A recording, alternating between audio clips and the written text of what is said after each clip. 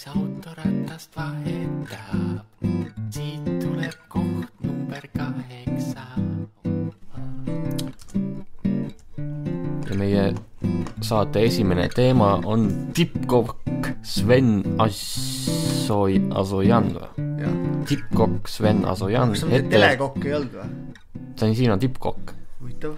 Tippkokk Sven Asojan hetero või gei. Vaat seal ongi see, et sa saad sellest, alguses oled telekokk, siis pärast kui sa oled gei, sa oled tippkokk.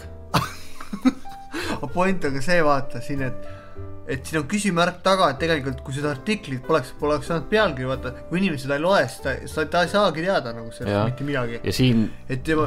ja kusjuures ma ei mäletagi sellist kokka üldse. Ma vist olen teda korra näinud, mursta rääkis, kus peeniks häälega. Ja on hästi paks mees. Aga ta pole enam vist ammu kuskil nagu midagi süüa teinud, aga võib-olla tal ongi nagu kõht tühi ja siis tal on isu hästi suur, vaata, kui ta süüa enam ei viitsi teha, siis ta pidi kusagil tema isu taltsutama, et läks õhtulehte ja ja siin ongi, et ta ütleb, ma tsiteerin, et ma ei saa öelda, et olen gei, aga samuti ei saa öelda, et ma olen 100% hetero.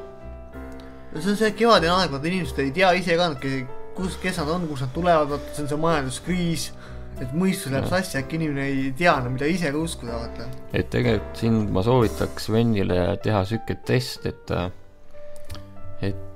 lähed peole, siis võtad väiksed joogid seal baarileti ääres ja siis lähed tantsu lööma ja lööd tantsu nii, et sa tantsid mehe ja naisega. Siis seal juba tekib see, et kelle poole sul see nagu kehakene liigub. Ja seal on ka see, vaata, kui oleneb palju sa joond oled, kui sa ikka väga palju joond, siis sul põhimõtteliselt võid ära ka vajuda nagu, et üle ei tasu pingutada, aga põhimõtteliselt sellise nipiga nii palju ei tasu juua nagu Amy Winehouse.